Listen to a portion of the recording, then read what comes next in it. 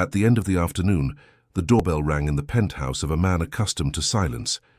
At the door, a rain-soaked girl uttered a sentence that paralyzed him. "Can I stay with you, Daddy?" He never wanted children, but something in that gaze shattered his certainties in half. If this beautiful story of overcoming and love interested you, don't forget to subscribe to our channel and tell us which city you are watching us from. The doorbell echoed through the penthouse apartment on a rainy Tuesday afternoon. Robert Mitchell stopped typing on his laptop, furrowing his thick eyebrows. He wasn't expecting anyone. His schedule was empty until Thursday, when he had a meeting with Japanese investors interested in his luxury hotels spread along the American coastline. At 42, Robert had built a hotel empire stretching from Maine to Southern California, but his personal life was a silent desert. The insistent sound of the doorbell irritated him. He rose from his Italian leather armchair, adjusted his white dress shirt, and walked to the door of his Malibu apartment. Through the electronic peephole, he saw a small, wet figure standing in the marble corridor. Believing it to be some lost child, he opened the door with an expression of impatience etched on his face, tanned by the California sun. On the other side stood a girl of approximately 8 years old, small, soaked by the tropical rain still, falling outside, wearing a faded pink t-shirt and a patched denim skirt. On her feet were white tennis shoes that had once been white, now yellowed by time and rain. A children's backpack with Disney characters hung from her thin shoulders. But it was her eyes that disconcerted him, large, brown like his own, and carrying a sadness that seemed too ancient for someone so young. Before Robert could ask what she was doing there, the girl spoke in a low voice, but surprisingly firm for her age. The words that came from her small mouth were like a punch to the successful businessman's stomach. "My mommy is gone. Can I stay with you, Daddy?" Robert's world stopped. The sound of rain hitting the windows of the luxury building disappeared. The distant sound of Malibu traffic vanished. Even the central air conditioning seemed to have stopped working. He blinked several times, believing he had misheard. He looked to the sides, expecting to see a responsible adult hiding behind some pillar in the hallway, or perhaps a television crew making a tasteless prank. But it was just her. A girl alone, wet from the Los Angeles rain, with an old backpack on her back and a phrase that had split his world in half. The word "Daddy" still echoed in his ears, mixing with the sound of raindrops dripping from her brown hair onto the polished marble floor. Robert hesitated for long seconds that seemed eternal. He had never known what to do with children. He had always avoided them at parties, restaurants, even in the elevators of his own hotels. His days were composed of financial spreadsheets, millionaire contracts, meetings with international executives, and business dinners at five-star restaurants. His romantic relationships were brief, without commitment, carefully chosen not to interfere with his work routine. Deep emotional bonds were unknown territory in his organized and predictable life. But there she was, a child standing at the threshold of his meticulously planned existence, carrying only a worn backpack and a phrase that had broken his heart, in half without him even fully understanding why. "Come in," he finally managed to say, opening the door completely and taking a step to the side.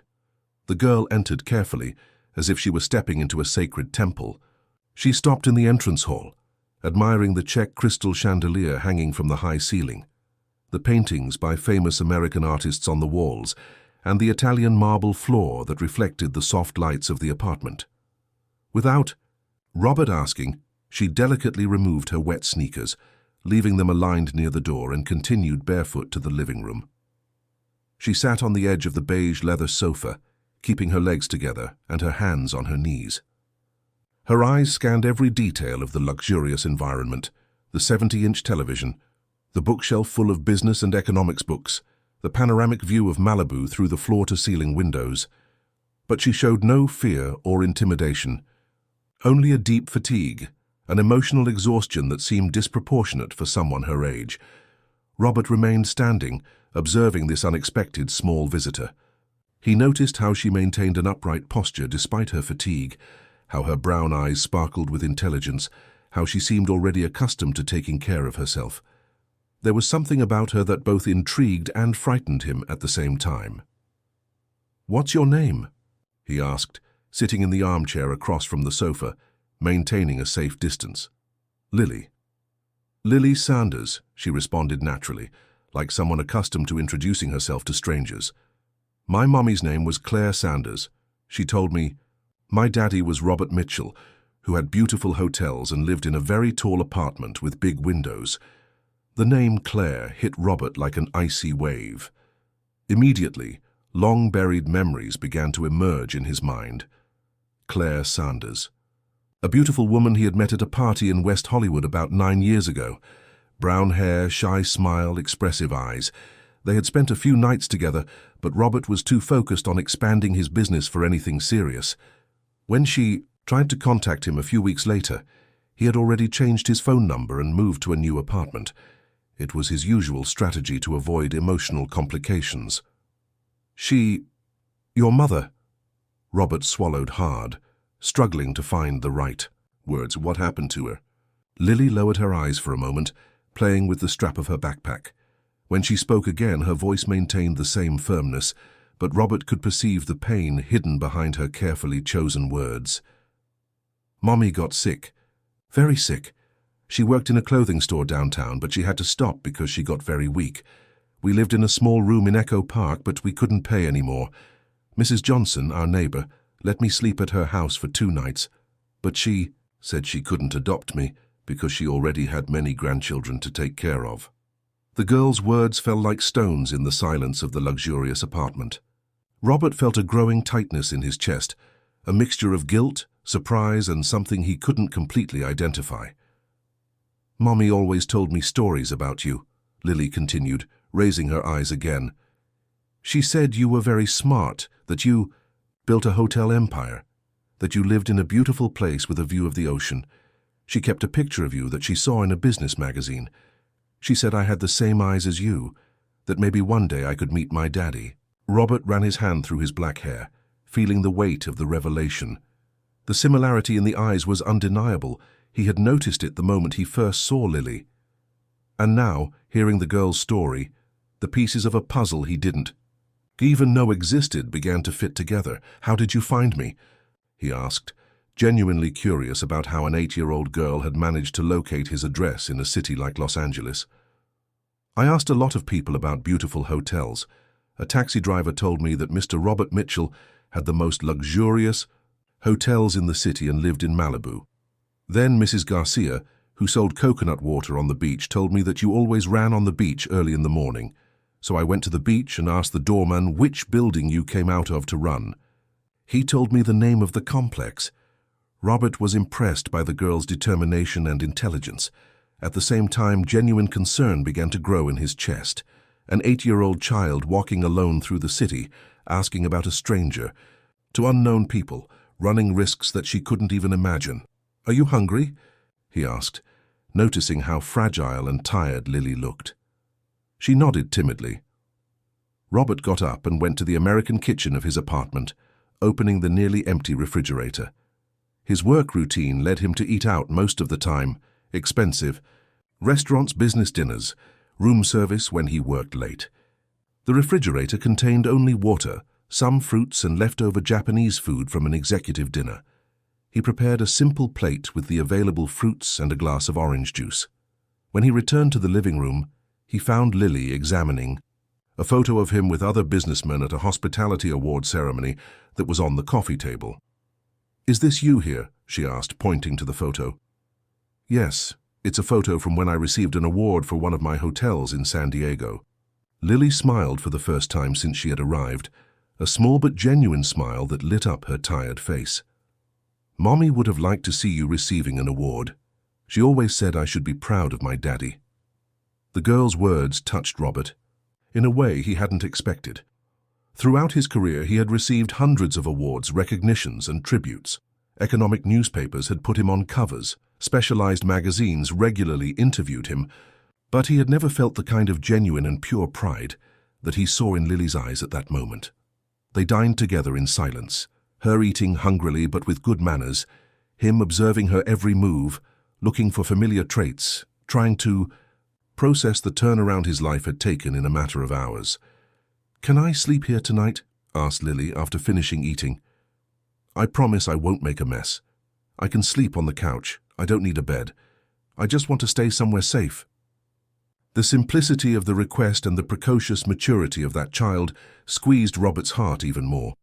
He nodded, going to get clean clothes for her to use as pajamas and preparing the guest room that had never been used. While Lily was taking a shower, Robert stood in the living room, watching the rain that continued to fall on Malibu through the panoramic windows. His life had been completely turned upside down in a matter of hours. A child, his daughter, had appeared at his door, bringing with her a past he had buried and a future he didn't know how to face. When Lily came out of the shower, wearing one of his dress shirts as if it were a dress, Robert took her to the guest room. She lay down in the king-size bed, looking even smaller amid the white pillows and silk comforter. "Good night, Daddy," she said softly, closing her eyes.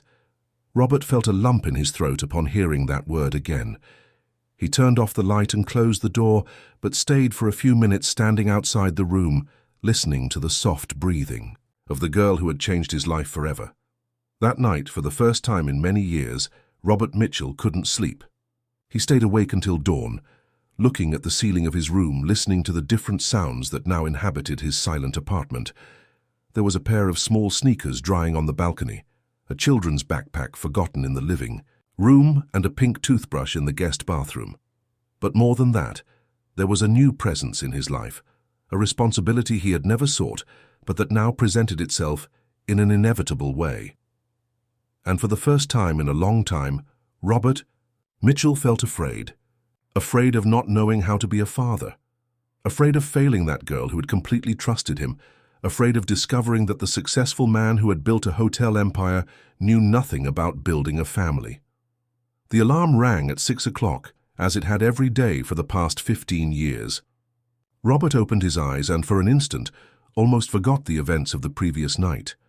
Almost.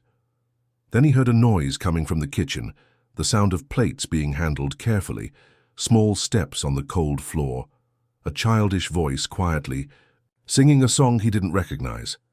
He got up quickly, putting on a navy blue silk robe, and went to investigate. In the kitchen, he found Lily standing on a chair, trying to reach a cup in the higher cabinet. She was still wearing his dress shirt, which reached almost to her knees, and had tied her brown hair in an unpretentious ponytail. "Good morning, Daddy," she said naturally, as if waking up in a stranger's house was the most normal thing in the world. "I wanted to make coffee for you, but I couldn't reach the cups." Robert stood still for a few seconds, still processing the scene. During 9 years of life, his daughter had learned to fend for herself, to take care of herself, and still worry about others. Meanwhile, he didn't even know she existed, building an empire of luxury and solitude. "Let me make the coffee," he said softly, helping her down from the chair. "You don't have to worry about that." "But Mommy always said that family helps each other," replied Lily, sitting at the kitchen table and swinging her little legs that didn't reach the floor. "And now we're family, right, Daddy?" The word family echoed in Robert's mind as he prepared coffee for two. Family, a concept that had been merely theoretical in his adult life. He had grown up with distant parents, focused on their own careers, and had reproduced that pattern without even questioning it. But now, watching Lily patiently wait for breakfast, he began to understand that perhaps there was something important he had missed during all those years of professional success. He prepared French toast, vaguely remembering having seen the recipe on some cooking show during his rare mornings off. Lily ate with appetite, praising the breakfast as if it were a 5-star restaurant meal. Her simple and genuine reactions touched Robert in unexpected ways. "Daddy, do you need to go to work today?" she asked while finishing her toast. Robert looked at the clock. Normally, at this time, he would already be wearing one of his Italian suits, checking emails on his phone, and mentally reviewing the day's agenda. He had 3 important meetings scheduled, including a video conference with investors from New York and another with the team of architects designing his new resort in Newport Beach. "Yes, I have some important meetings," he replied, but for the first time in years the meetings didn't seem as important as the girl sitting across from him. "That's okay. I know how to stay alone. I learned from Mommy." Lily spoke without self-pity, just stating a fact of her life. Robert felt a tightness in his chest. The idea of leaving an 8-year-old child alone in his apartment deeply troubled him, but he also didn't know what to do with her during the day. He had no experience with children, didn't know any babysitters, didn't even know where to begin. "How about you come with me to the office today?" he suggested impulsively. "You can stay in the meeting room, draw, read. I have some books." "There?" Lily's eyes sparkled with excitement. "Can I really? I've never seen a real office." 2 hours later, Robert was walking through the marble corridors of the most luxurious commercial building in Malibu with Lily by his side. She was wearing her clothes from the previous day, which Robert had sent to be washed and pressed during the night through the 24-hour laundry service of the condominium. Despite the simple clothes, she maintained an upright posture and observed everything with respectful curiosity. Robert's employees were visibly surprised to see him arrive accompanied by a child. Nancy, his executive secretary for over 10 years, almost dropped her coffee cup when she saw them entering together. "Nancy, this is Lily," Robert introduced, without going into details about who the girl was. "She's going to stay in the smaller meeting room today. Can you provide some drawing materials and maybe some books appropriate for her age?" Nancy, an efficient woman in her 50s, nodded professionally, but Robert noticed the curious look she directed at the girl. In 15 years working for him, she had never seen Robert show any interest in children or family life. Robert installed Lily in the meeting room with a view of the Pacific Ocean, provided paper, colored pencils, and some books that Nancy got from a nearby bookstore. Lily settled into the chair that was too big for her and began to draw, completely absorbed in the activity. His meetings of the day were a challenge in concentration. Every 15 minutes, Robert found himself thinking about the girl in the next room, worrying if she was okay, if she was hungry, if she wasn't feeling abandoned again. During a particularly tedious video conference about financial projections, he was surprised to find himself scribbling the name Lily in the margin of his papers. For lunch, instead of going to the Japanese restaurant where he always ate with clients and business partners, Robert took Lily to a family steakhouse in Santa Monica. She had never been to a place like this with uniformed waiters and a sumptuous buffet.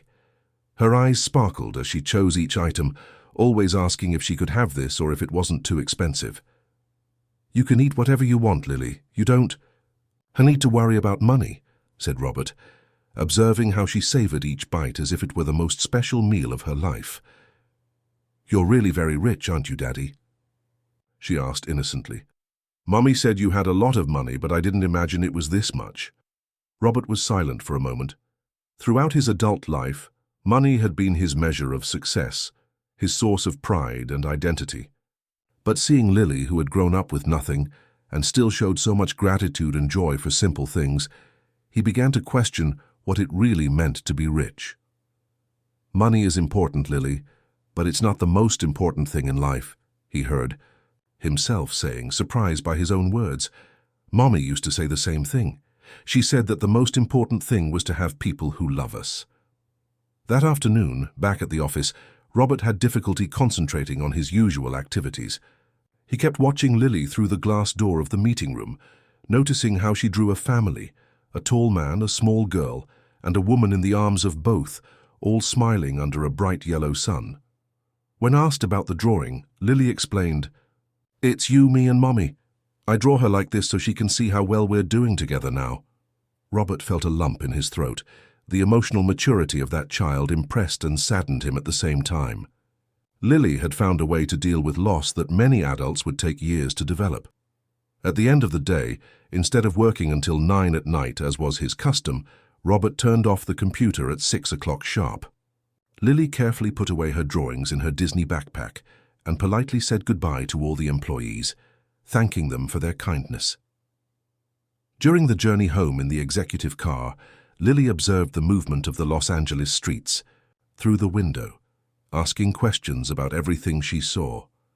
Robert was surprised to find himself patiently answering, discovering that explaining the world to a curious child was more rewarding than many of his business meetings. "Daddy, can I ask a question?" said Lily when they arrived at the apartment. Of course, you can ask whatever you want. Are you happy that I came to live here? The question hit Robert like lightning. He stopped in the middle of the living room, observing that small girl who had transformed his ordered life in less than 24 hours. Happy was a word he rarely used to describe his feelings. Satisfied with his business, proud of his successes, professionally fulfilled, these were expressions that were part of his vocabulary. But happy. "Lily," he said, kneeling to be at her height, "I didn't know you existed. If I had known, I would have looked for you and your mother a long time ago, and now that you're here," he paused, looking for the right words. "Now that you're here, I want to learn to be the best father I can be for you." Lily smiled, the second genuine smile he had seen on her face, and approached to hug him. It was the first time in years that Robert had received a hug motivated by pure affection, without ulterior motives or commercial interests. The small but tight hug from his daughter awakened in him an emotion he had forgotten existed. That night, Robert made a decision that would change both their lives forever. While Lily slept in the guest room, which was already beginning to look more like her room than an empty space, he called his personal lawyer, Dr. Richard Ferguson, a respected man specialized in family law. "Richard, I need you to come to my apartment tomorrow morning. It's about paternity, legal custody, and, well, I need to regularize a family situation that has arisen." On the other end of the line, Dr. Richard tried to disguise his surprise. In 20 years of friendship and professional partnership, he had never seen Robert show interest in family matters. "Of course, Robert. I'll be there at 8 in the morning. May I ask what it's specifically about?" "I discovered I have a daughter, an 8-year-old girl, and I need to ensure that she has all legal rights as my heir, as well as provide school, health insurance, everything a child needs." After hanging up the phone, Robert went to the door of the room where Lily was sleeping. Through the crack, he could hear her soft and regular breathing. For the second consecutive night, he couldn't easily fall asleep. But this time, it wasn't just because of surprise or fear. It was because of the growing awareness that small girl who had appeared at his door during a Los Angeles storm was awakening in him feelings and responsibilities he had never imagined possessing. At 2 in the morning, Robert heard small footsteps in the hallway. He found Lily in the kitchen, drinking a glass of water, with her hair disheveled and her eyes still sleepy. "Couldn't sleep?" he asked softly. "Sometimes I dream about Mommy and wake up," she responded simply. "But it's not a bad dream. It's her telling me everything's okay, that I can be happy here with you." Robert sat at the kitchen table beside her, both in shared silence. Looking out the window, he could see the lights of the city that never sleeps stretching to the sea. But for the first time in many years, the night view of Los Angeles wasn't just a backdrop for his thoughts about business. It was the place where he and his daughter would build a new story together, day by day, learning to be a family. Dr. Richard Ferguson arrived punctually at 8 o'clock, carrying a brown leather folder full of documents. He was an elegant man in his 60s, well-combed grey hair and gold-rimmed glasses. He had met Robert at university and had followed his trajectory from the first real estate investments to the construction of the current hotel empire. Robert received him in the living room, where Lily was having breakfast while leafing through a children's storybook that Nancy had bought the day before. When she saw the lawyer, she got up politely and extended her small hand. "Good morning, sir." "I am Lily Sanders," she introduced herself with a formality that impressed Dr. Richard. "It's a pleasure to meet you, Lily. I am Richard, a lawyer and friend of your father." Robert noticed how the words, "your father," sounded natural in Richard's mouth, even though it was the first time he heard someone refer to him that way. He asked Lily to continue reading in the TV room while he talked with the lawyer. "Richard, I need you to help me understand all the legal aspects of this situation." Robert began, serving coffee in porcelain cups. "Lily is my biological daughter. I'm going to do a DNA test today to have official confirmation, but I have no doubts. I need to regularize paternity, custody, inheritance, everything." Dr. Richard took some documents out of the folder and spread them on the coffee table. "Robert, this is a delicate situation but totally resolvable. First, We'll file the request for recognition of paternity. With the DNA test, this will be procedural. Then, as the mother has passed away and there are no close relatives, you will automatically have legal custody. They spent 2 hours discussing bureaucratic details, necessary documents, legal deadlines, inheritance issues. Robert discovered there was much more legal complexity in becoming a father than in any business he had ever conducted. But for the first time, the bureaucracy didn't irritate him. Each form signed, each document filed, was one more step to ensure that Lily had security and legal protection. "There's an important issue we need to discuss," said Richard, adjusting his glasses. "The girl will need structure beyond the legal question. School, psychological counseling to deal with the loss of her mother, socialization with other children. Have you thought about this?" Robert admitted that he hadn't considered all these aspects. His experience with children was nil, and he was learning the basic needs as they arose. Richard recommended a renowned child psychologist, Dr. Jennifer Lawrence, specialized in cases of grief and family adaptation. That afternoon, Robert took Lily to do the DNA test at a private laboratory in Beverly Hills. She asked curious questions about the procedure, demonstrating an impressive scientific maturity for her age. The result would be ready in 48 hours, but Robert already knew what he would discover. "Daddy, why do we need to do this test?" asked Lily as they left the laboratory. "It's to officially confirm that we are father and daughter. That way you will have all legal rights, correct documents, and no one will ever be able to question that you are my daughter." Lily nodded, satisfied with the explanation. "Mommy always said that one day the documents would prove that you were my real daddy." That same week, Robert found himself facing completely new challenges. Lily needed appropriate clothes, so he took her to Siu, the most sophisticated mall in Malibu. It was a revealing experience to observe how she marveled at stores he considered common, how she chose clothes based on what was pretty and not on the brand, how she thanked for each piece as if it were an inestimable gift. In the toy store, Lily fell in love with a set of modeling clay and painting brushes. Robert was ready to buy the most expensive toys in the store, but she chose simple items that stimulated her creativity. Once again, she surprised him with values that went beyond the material. "You don't need to buy many things, Daddy," she said when Robert filled the shopping cart. "Mommy always said it's better to have a few special things than many things we don't use." The first consultation with Dr. Jennifer Lawrence was scheduled for the following week. Robert was nervous. He didn't know how he would be evaluated as a father, if he would be considered fit to take care of Lily. The psychologist, a warm woman in her 40s, received them in a cozy office decorated with children's drawings and educational toys. "Lily, how about you tell me what it's been like living with your father?" asked Dr. Jennifer after a few minutes of relaxed conversation. "It's different from living with Mommy," replied Lily honestly. "The house is very big and has beautiful things. Daddy works a lot but always comes home to have dinner with me. He's learning to cook, and yesterday he made pasta that was almost good." Robert smiled, remembering the culinary disaster of the previous night when he tried to prepare an Italian dinner and almost burned the pasta. "And how do you feel about Mommy?" continued the psychologist delicately. "I miss her every day. But I talk to her before I go to sleep. I tell her how my day was. She's happy that I'm well taken care of now. And Daddy said I can visit where she's resting whenever I want." Robert had provided a dignified grave for Claire Sanders in a beautiful cemetery in Beverly Hills, replacing the simple grave where she had been buried. Lily had approved the change, saying her mother deserved a beautiful place to rest. After the session, Dr. Jennifer spoke privately with Robert. "She is an extraordinarily resilient and mature girl. The grieving is being processed in a healthy way, and the adaptation to the new life is going better than I expected. But Robert, may I make an observation? Of course, I need to hear everything that can help me be a good father to her."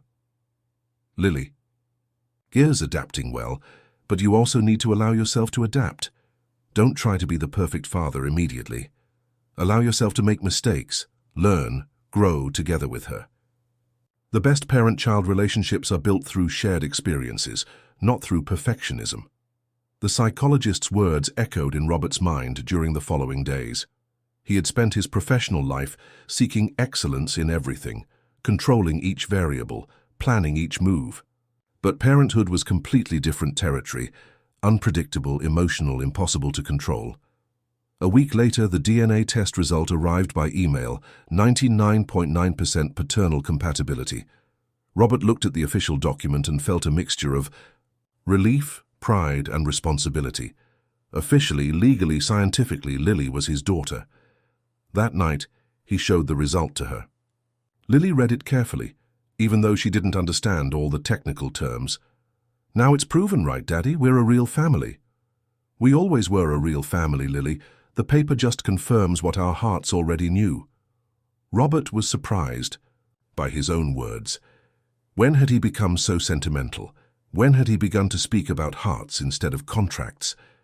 15 days after Lily's arrival, Robert faced his biggest challenge yet, introducing her to the professional world. He had an important meeting with Japanese investors that couldn't be postponed, and the babysitter he had hired had cancelled at the last minute due to a family problem. "Lily, would you mind coming with me to a very important meeting today? It will be different. From the other times, you'll have to be very quiet while Daddy works. Can I bring my drawing book? I promise I'll be as quiet as a mouse." The meeting took place at the restaurant of the Beverly Hills Hotel, one of the most elegant establishments in the city. Robert had chosen the location to impress the Japanese investors, but now he was worried if it would be appropriate for an 8-year-old child. Lily, wearing a simple but elegant navy blue dress that Robert had bought for her, behaved with the education of a small lady. She greeted the Japanese executives with a respectful bow that immediately charmed them, and sat silently next to Robert, drawing in her notebook throughout the meeting. The investors were intrigued by the girl's presence. When questioned, Robert simply replied, "This is my daughter, Lily. She accompanies me to some meetings." During a break, Lily showed her drawings to the Japanese executives. She had drawn the business meeting, portraying everyone present around the table, with the flags of the United States and Japan in the background. The investors were touched by the attention to detail and the artistic ability of the girl. "Your daughter has a lot of talent, Mr. Mitchell," commented the leader of the Japanese delegation.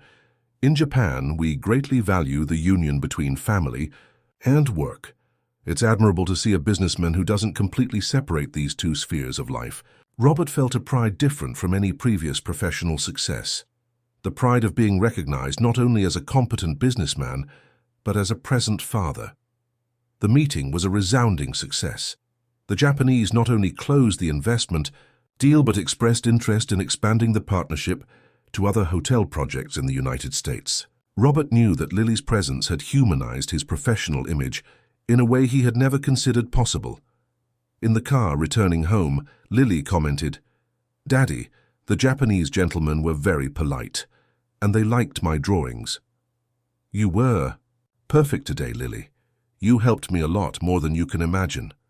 "How did I help? I just stayed quiet drawing." Robert thought about the question for a few moments before answering. "You helped me show them that I am more than just a businessman. I am also a father, and that makes me a better person, more trustworthy, more human." Lily smiled, satisfied at having contributed to her father's success. "Mommy always said that people trust more in those who take good care of their family." Once again, his daughter's simple words brought a profound perspective to Robert. Claire Sanders, even without financial resources, had passed fundamental values to Lily, values that Robert was just beginning to understand. That night, while helping Lily with homework from the new school where she had been enrolled, a bilingual institution of excellence in Venice Beach, Robert reflected on the changes in his life over the last 2 weeks. His routine had been completely altered. He woke up earlier to prepare breakfast, returned from work earlier to have dinner with her, dedicated weekends to joint activities instead of working on reports. But surprisingly, his productivity at work had increased. Forced to be more efficient during business hours, he discovered that many meetings were unnecessary, many reports were redundant, many overtime hours were more out of habit than actual necessity.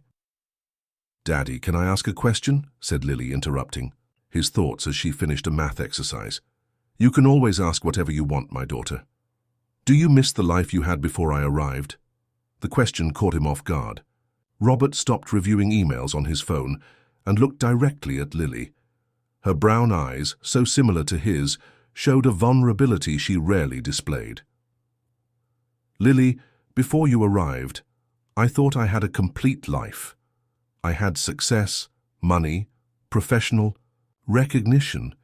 But after you appeared at my door that rainy night, I discovered that my life wasn't complete, it was just busy. What's the difference? The difference is that now I have someone to come home to, someone who cares if I arrive safely from work, someone who is happy to see me at the end of the day. Before I worked to be successful. Now I work to take care of you and build a future for both of us. Lily smiled and returned to the math exercise. Robert continued observing his daughter, amazed at how an 8-year-old child had managed to completely reorganize his priorities in such a short time.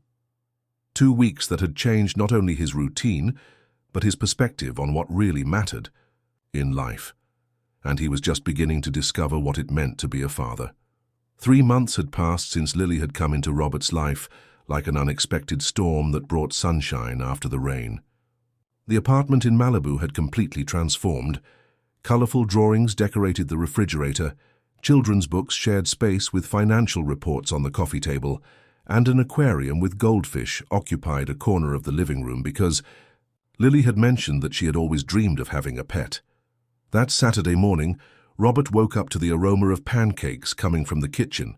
He found Lily, now taller and with rosier cheeks thanks to adequate nutrition and regular medical care, preparing breakfast with the help of Maria, the affectionate housekeeper who had become part of the family routine. "Good morning, Daddy." "I made heart-shaped pancakes," announced Lily proudly, wearing a pink children's apron that Maria had bought for her. Robert smiled, admiring the culinary skill his daughter had developed under Maria's tutelage. The housekeeper, a Hispanic woman, of 55 with experience in caring for families, had become a maternal figure for Lily and a fundamental ally for Robert in the task of learning to be a father. "They're perfect, my daughter. You're becoming a professional chef." During breakfast, Lily asked a question that caught Robert off guard. "Daddy, why have we never visited your parents? Do I have grandparents?" Robert stopped cutting the pancakes, feeling a familiar tightness in his chest. His parents, Anthony and Margaret Mitchell, lived in a mansion in Santa Barbara, where he had grown up in an environment of emotional coldness disguised as social elegance. They had built a fortune in the textile industry, but had never shown genuine interest in his personal life, focusing only on his professional successes. "You do have grandparents, Lily. It's complicated. They are different people from us. We never had a very close relationship. But weren't they happy when they found out they have a granddaughter?" Robert had told his parents about Lily by phone a few weeks earlier. Margaret's reaction had been feigned shock and concern about what society would think. Anthony had been more direct, questioning if Robert was sure of the paternity and suggesting that he be careful not to be taken advantage of by opportunists. They were surprised. "Maybe one day we can visit them when they're ready to meet you properly." Lily nodded, but Robert noticed the disappointment in her eyes. She had lost her maternal family and now discovered that the paternal family was emotionally distant. Once again, he felt the responsibility of being enough for her, of compensating for all the family absences. That afternoon, Robert decided to take Lily to the Hollywood sign, something he had been planning to do for weeks. On the way up, she observed ecstatically the landscape of Los Angeles revealing itself during the ascent. Other tourists smiled, seeing the girl's genuine enthusiasm, who asked questions about everything she saw. "Daddy, from up there can we see all your hotels?" she asked when they reached the top. "Some of them, yes, that one there in Santa Monica, that other one in Venice Beach." Robert pointed to the distant buildings, but his attention was more focused on Lily's illuminated face than on the ventures he had built. "One day I want to work with you.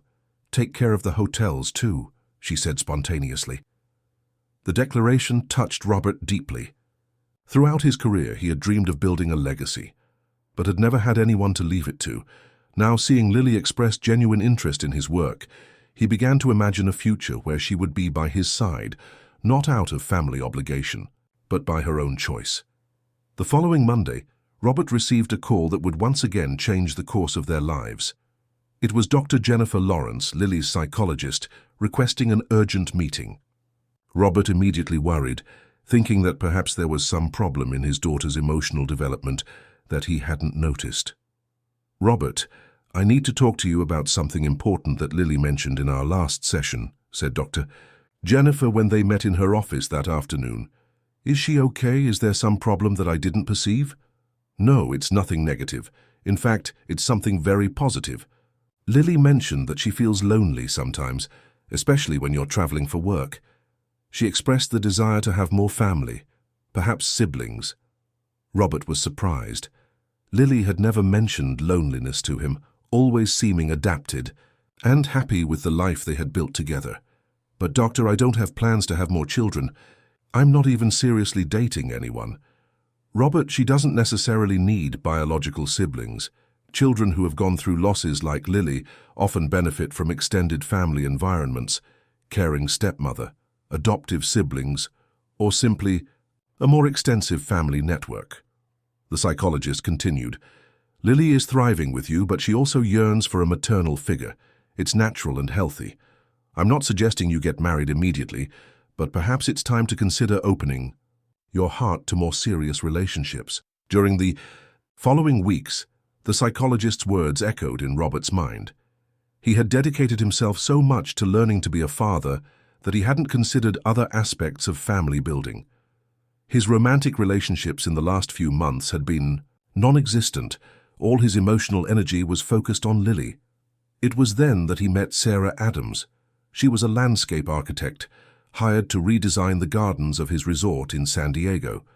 At 35, Sarah was an elegant and intelligent woman, with wavy black hair and expressive green eyes.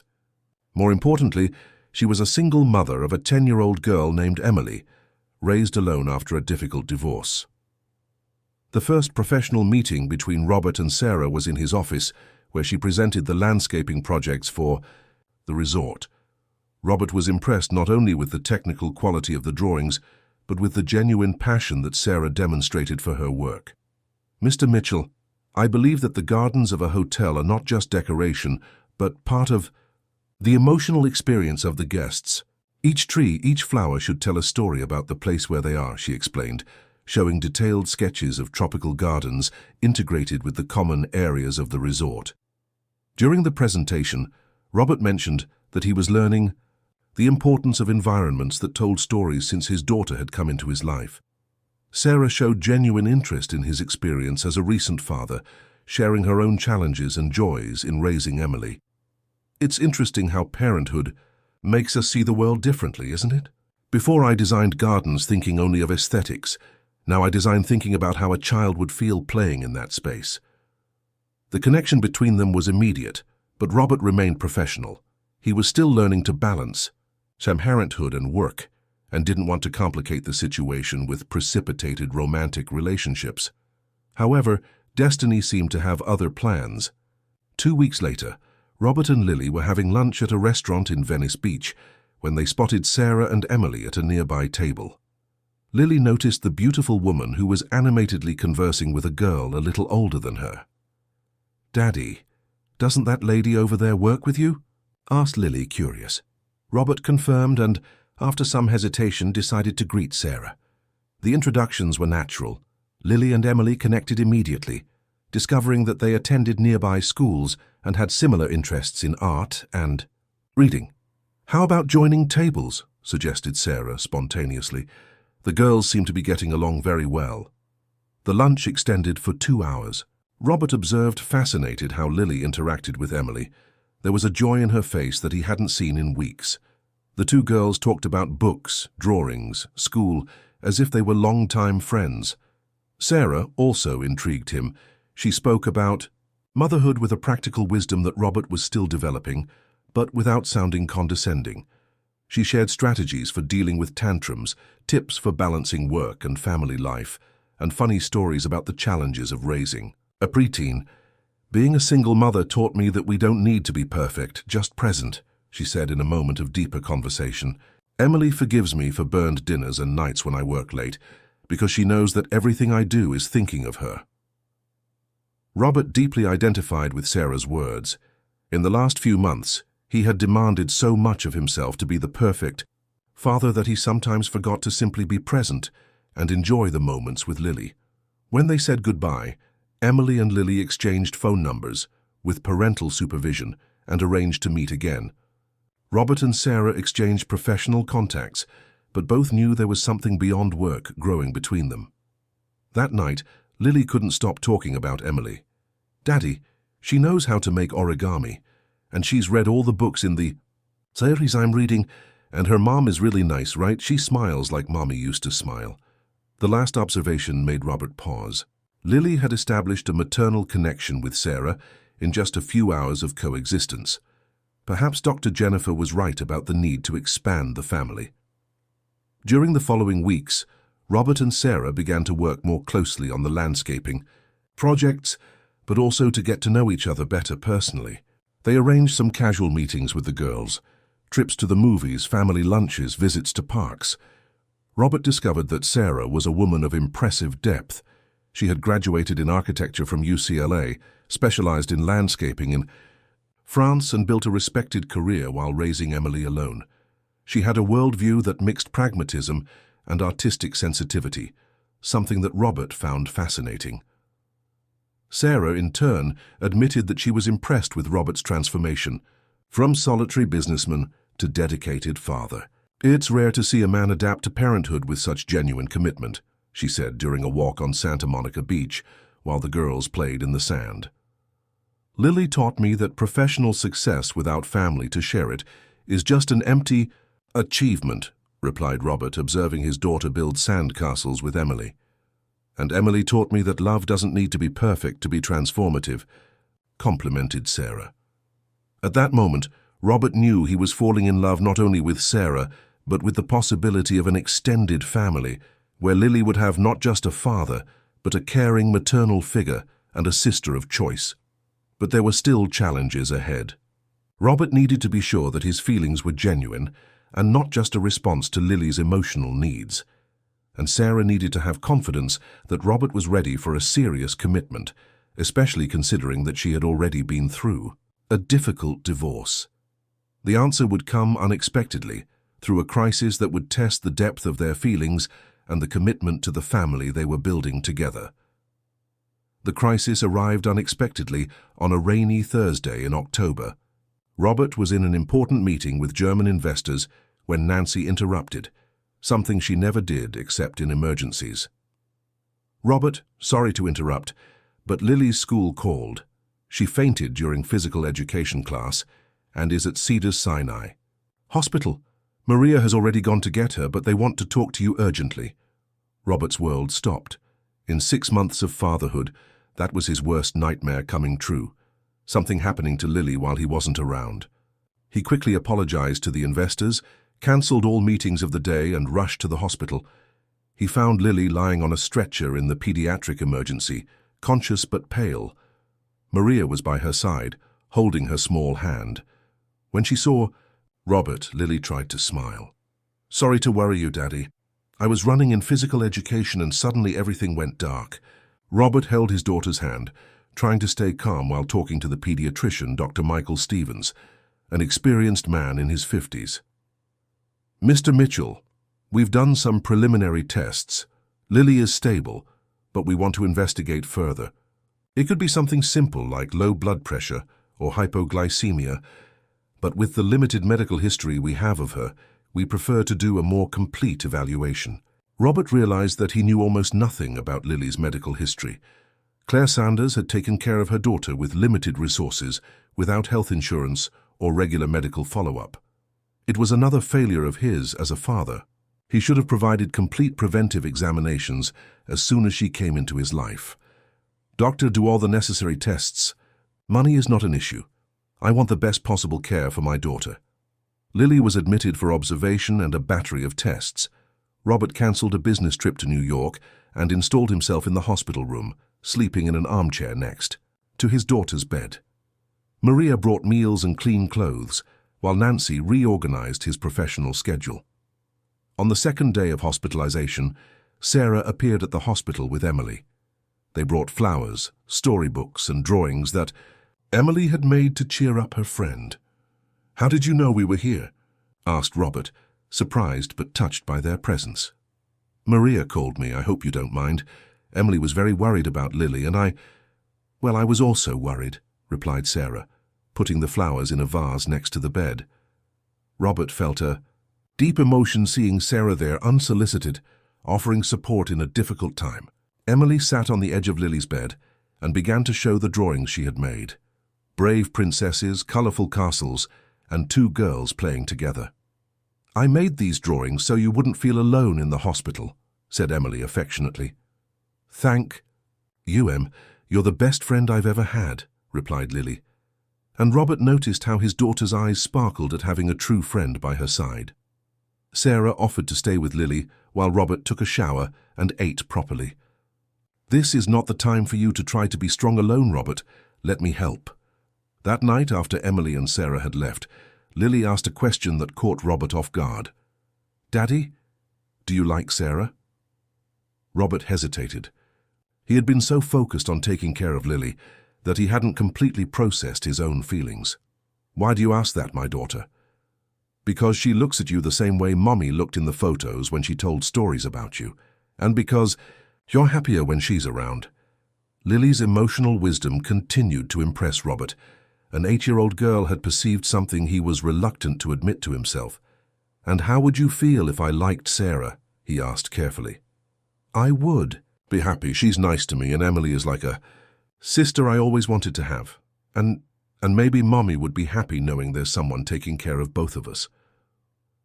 Robert was moved by his daughter's maturity and generosity.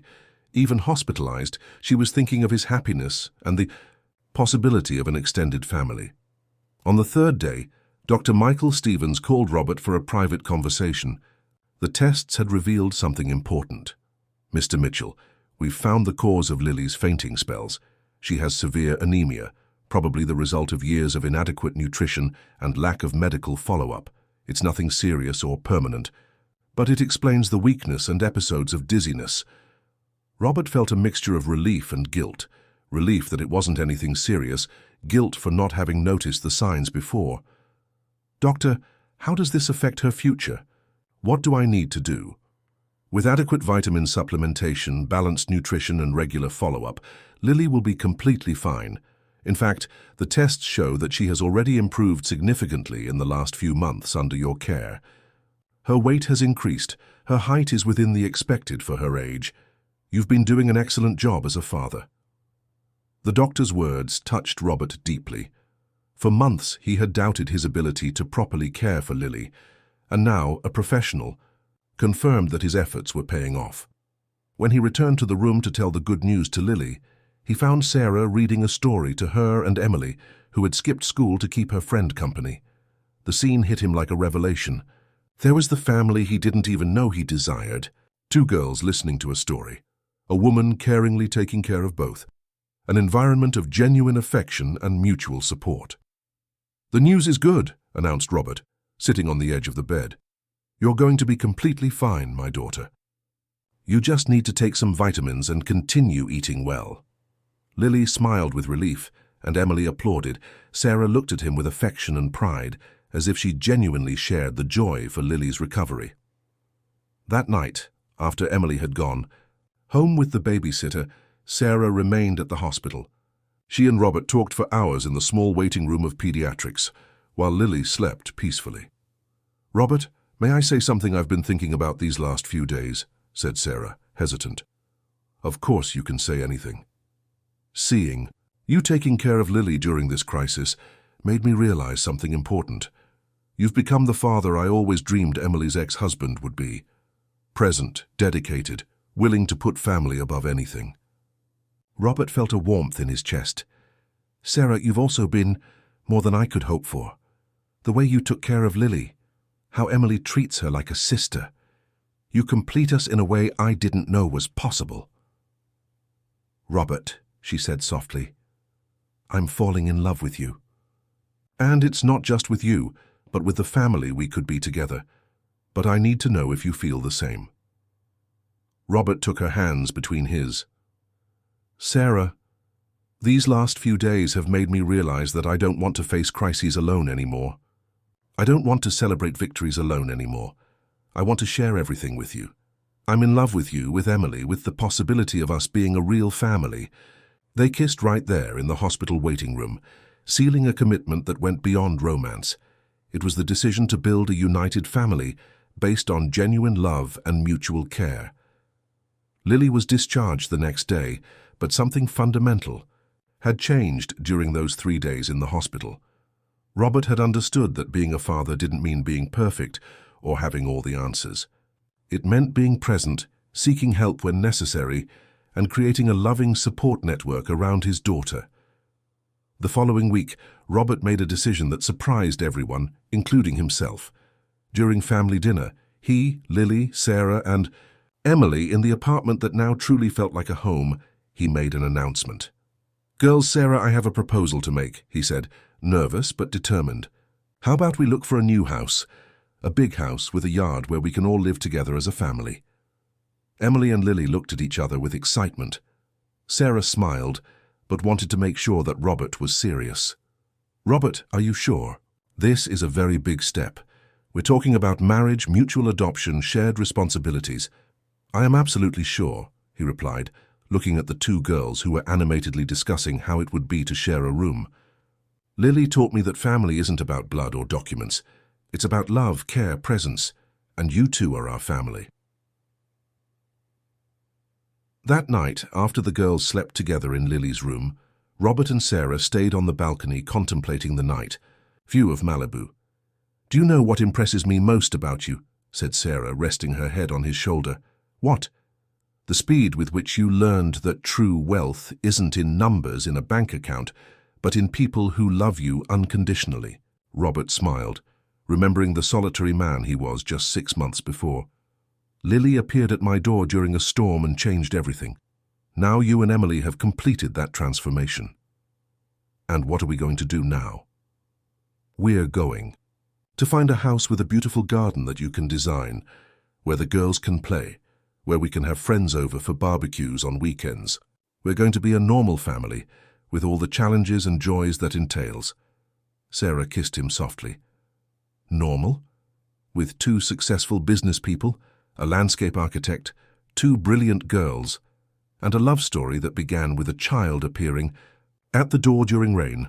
I think our family will be anything but normal." Robert laughed, feeling a happiness he didn't know existed. "You're right. We're going to be extraordinary." 2 months later, they moved to a house in Pacific Palisades, with a view of the beach and a huge garden that Sarah transformed into a tropical paradise. Lily and Emily shared a room decorated with both their favorite colors, with 2 beds, 2 desks, and a shared library. The wedding took place in the house itself, in an intimate ceremony with a few close friends.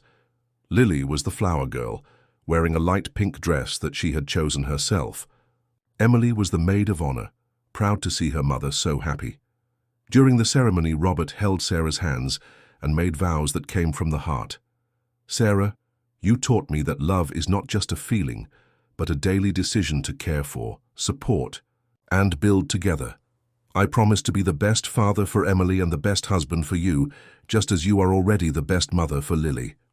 Sarah responded, "Robert, you showed me that it's never too late to start over, that families can form in unexpected ways, and that true love multiplies instead of dividing. I promise to care for Lily as my own daughter and build with you the home that we all always dreamed of." That night, after the small but joyful party in the garden of the new house, Robert tucked the 2 girls into bed. They were exhausted but happy, whispering about what it would be like to share not just a room, but a true family.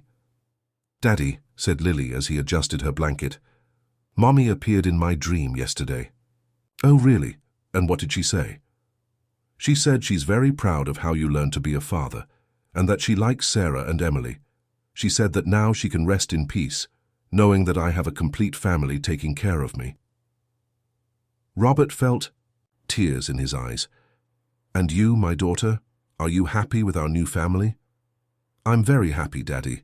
Now I have a father, a mother, a sister, a house with a garden, and even a dog," she said, referring to the golden retriever they had adopted a week earlier, at the girl's insistence. Robert kissed Lily's forehead and then Emily's, who was already sleeping deeply. Leaving the room, he found Sarah in the living room, organizing the last details of the move. "How does it feel being officially the father of 2 girls?" she asked, hugging him. "Like I finally know what the true meaning of success in life is," he replied, looking around the house that was now truly a home. Outside, a soft rain began to fall on Pacific Palisades, but this time Robert didn't see it as a threatening storm. It was just nature watering Sarah's garden, feeding the flowers that would beautify the home of the family they had built together, against all odds, starting from a brave girl who had rung the doorbell of a stranger during a stormy night.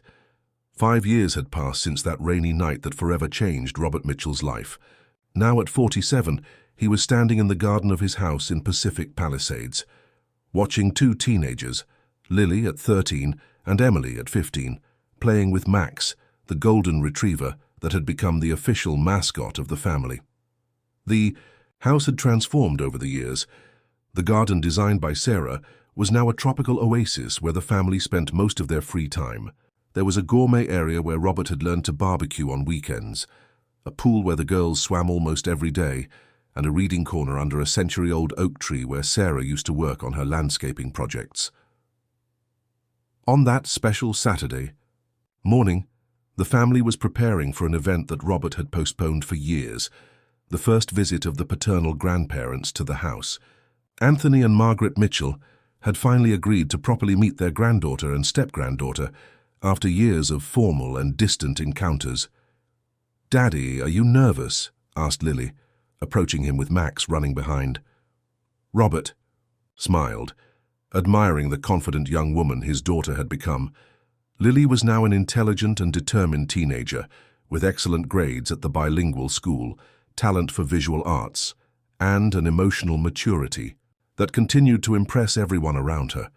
Most importantly, she maintained the same generosity of spirit she had demonstrated since childhood. "A little," admitted Robert honestly. "Your grandparents are difficult people, but I want you to meet them. Family is important even when it's complicated. Don't worry, Daddy. Em and I have already talked about this. We'll be polite and respectful, but we'll also show them how happy and united our family is." Robert hugged his daughter, still marveling at her wisdom.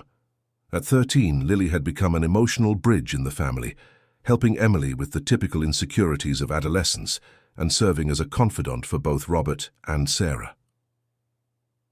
Sarah came out of the kitchen, where she was finalizing the lunch preparations with Maria, who had become more of an adoptive grandmother than an employee. At 40, Sarah was more beautiful than ever, with a serenity that came from the certainty of having found her place in the world. "How are our anxious hosts?" she asked, approaching Robert and Lily. "Trying not to show nervousness," replied Robert, kissing his wife on the forehead. "Remember, you don't need to prove anything to anyone. We are a happy and solid family. That should be enough for any grandparent worth their salt," said Sarah, with the practical wisdom that Robert had learned to value over the years. Emily joined the group, carrying a bouquet of flowers they had picked from the garden. At 15, she had become an elegant and artistic young woman, with plans to study architecture like her mother. The relationship between her and Robert had developed naturally over the years. He never tried to replace the biological father, but offered support, guidance, and unconditional love. "Mum, I put the flowers on the dining room table. I think the house is perfect for receiving Lily's grandparents." Robert noticed how Emily naturally referred to Sarah as Mom and to Lily as Lily, a loving nickname she had created. The two had become true sisters, with complicity, small fights, and a deep love that transcended any blood bond. At 11 o'clock sharp, the intercom announced the arrival of Anthony and Margaret Mitchell. Robert went personally to open the gate, breathing deeply to control his anxiety. His parents descended from a black Mercedes-Benz, formally dressed as if they were going to a business event instead of a family lunch. Anthony Mitchell, at 72, maintained the upright posture and critical look that Robert remembered from childhood. Margaret, at 68, was impeccably dressed and made up, but her smile seemed forced. "Robert," greeted Anthony, extending his hand instead of a hug. "The house is impressive." "Thank you for coming, Dad." "Mom," Robert kissed Margaret's face, feeling the familiar rigidity. Sarah approached with the girls, all dressed in an elegant but relaxed manner. "Mr. and Mrs. Mitchell, welcome. I am Sarah, and these are Lily and Emily." Margaret carefully observed Lily, looking for family resemblances. "She really does look like Robert when he was a child," she commented, as if analyzing a work of art. Lily approached with confidence. "Grandma Margaret, Grandpa Anthony, it's so good to meet you. Daddy always tells stories about when he was a child in Santa Barbara." Anthony seemed surprised by his granddaughter's poise. "What stories does he tell?"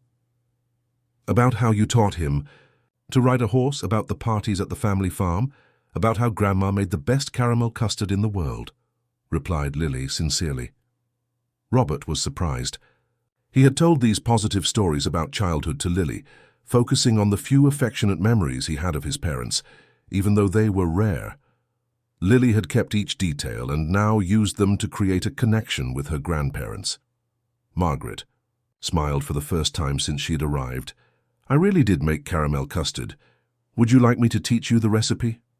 "I would love that. I already know how to make some desserts, but I've never learned custard."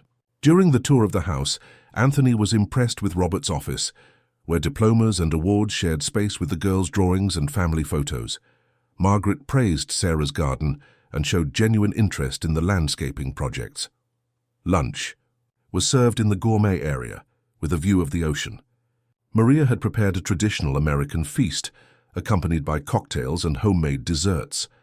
The atmosphere gradually relaxed, especially when Emily began to show her architectural drawings to Anthony, who had studied civil engineering in his youth. "This girl has real talent," commented Anthony, examining Emily's sketches. "Robert, you should encourage her to participate in young talent competitions." "I already do, Dad." Emily participated in 3 competitions this year and won 2 awards. Margaret was talking with Lily about school, books, and plans for the future. "And you, Lily? What do you want to be when you grow up?" "I want to work with Daddy in the hotels, but I also want to study psychology. I think the 2 things complement each other, taking care of the family business and helping people at the same time." Robert felt pride in his daughter's mature response. Lily had begun to accompany him to some business meetings, showing genuine interest in hotel management, but always with the human perspective that differentiated her. After lunch, the girls took the grandparents to see the room they shared, now decorated with band posters, photos of friends, and bookshelves full of books.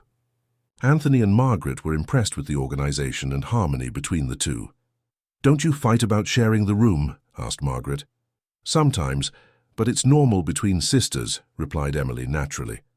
"Lily helps me with math, and I help her with drawing. It's better than having a room alone." In the afternoon, while the girls swam in the pool and Sarah showed her most recent projects to Margaret, Anthony and Robert sat on the porch for a private conversation that both knew had been necessary for years. "Robert," began Anthony in a softer tone than usual, "I must admit that I was concerned when you told me about Lily. I thought it was a passing adventure, that you didn't have the experience to be a father." Robert waited, knowing his father had more to say. "But observing you today, seeing how she respects and loves you, how you've built a solid family with Sarah and Emily, I'm impressed and proud.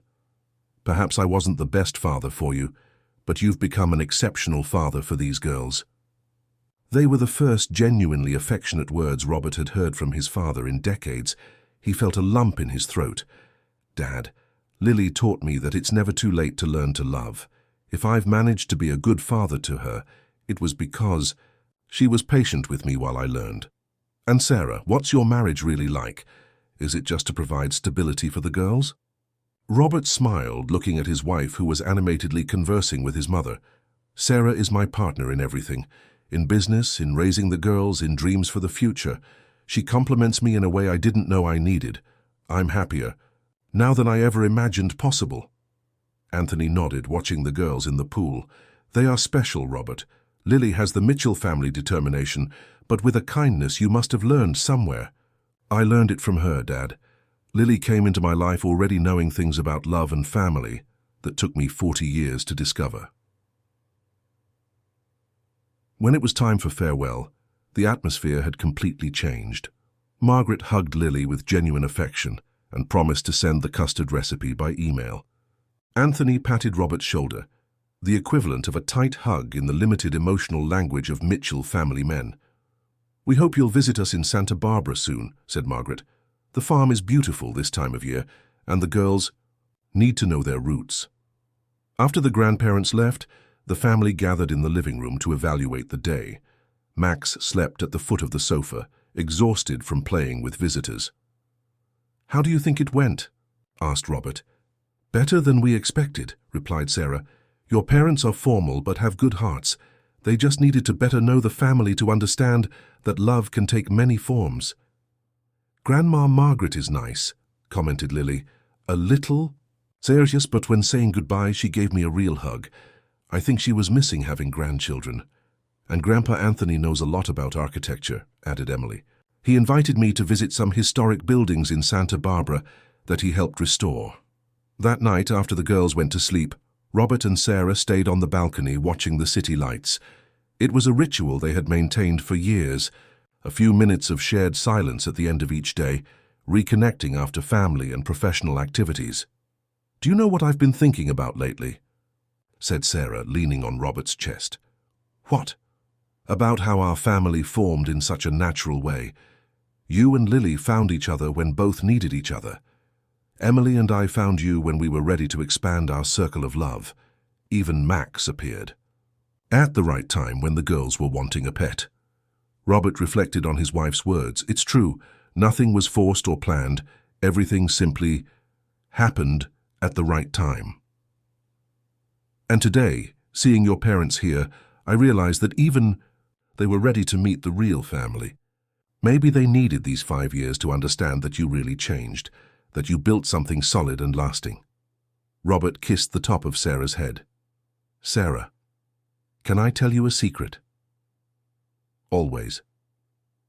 "Sometimes I'm afraid that this happiness is temporary, that I don't deserve all this." Sarah pulled back to look him in the eyes. "Robert Mitchell, you deserve all this happiness because you built it with your own hands, because you chose to open your heart when Lily appeared at your door, because you decided to be a father even without knowing how, because you chose me and chose Emily too. Love isn't luck, it's a daily decision." The following Sunday, Robert woke up early as he had done for years for his morning run on the beach. But this time he was accompanied by Lily and Emily, who had begun to train for a charity race at school. Running on the sand of Pacific Palisades, Robert remembered the first time he had run on that same beach years before, when he was a solitary man focused only on professional goals. Now, hearing the laughter of the 2 teenagers running beside him, he understood the full dimension of the transformation his life had undergone. After the run, they had breakfast at a beach stand. Lily ordered acai with granola. Emily preferred a natural sandwich, and Robert chose black coffee with a sugar bun. Some things never changed. "Daddy," said Lily, licking the acai spoon, "can I ask a serious question?" "Of course, my daughter." "Do you have any regrets in life?" Robert thought carefully before answering. "I have only one regret, Lily, not having looked for you and your mother when you were born. If I had known you existed, I would have sought you both immediately. But Daddy, if it had happened differently, maybe we wouldn't have met Sarah and Em. Maybe things happened in the right order." Emily agreed. "Lily's right. Sometimes bad things serve to lead us to good things. If my parents hadn't divorced, Mum and I would never have moved to Los Angeles, and we would never have met you." Robert was once again impressed with the wisdom of the 2 young women. They had understood something that many adults take decades to learn, that life is made of complex connections, and that sometimes detours take us exactly where we need to be. On the way back home, they passed the cemetery in Beverly Hills where Claire Sanders was buried. It was a monthly visit that Lily insisted on maintaining, always bringing fresh flowers and telling her mother the news. Robert and Emily waited in the car while Lily and Sarah visited the grave.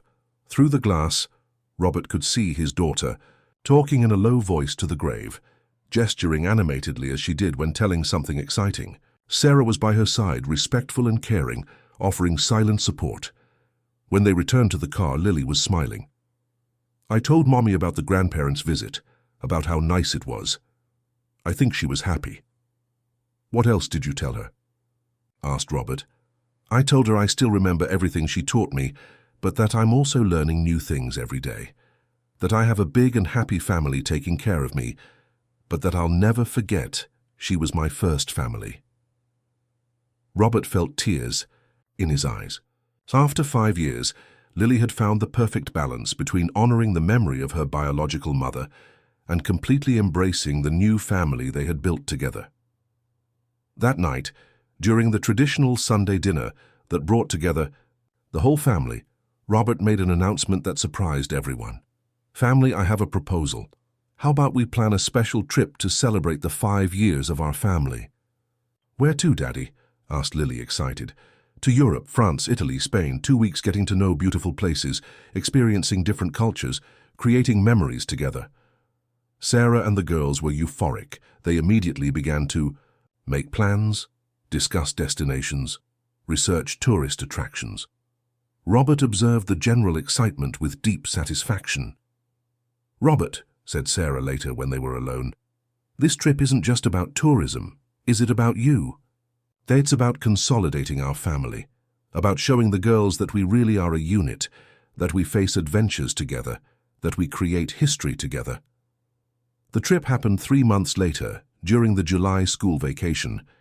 15 unforgettable days visiting museums in Paris, eating gelato in Rome, walking through the streets of Barcelona.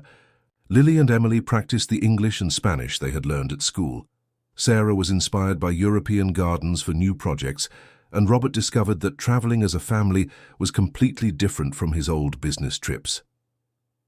On the last night, at a romantic restaurant in Barcelona, while watching the 2 teenagers animatedly talking about everything they had seen, and Sarah planning how to adapt European landscaping techniques to the American tropical climate, Robert realized something fundamental. He had built a legacy, much more valuable than any hotel empire. He had built a united family, 2 confident young women who would carry the values of love, respect, and mutual care they had learned at home into the future. He had found a partner who complemented him perfectly, and who would be his companion in the coming decades of family adventures. But more than that, he had discovered that the true measure of a man's success isn't in the awards he receives or the money he accumulates, but in the people he helps to grow, in the hearts he touches, in the love he manages to give and receive. 6 months after returning from Europe, a Saturday morning brought a special surprise. Lily, now 14, woke Robert and Sarah early, carrying a tray with breakfast in bed. "Happy 6-year anniversary," she announced, followed by Emily, who brought flowers from the garden.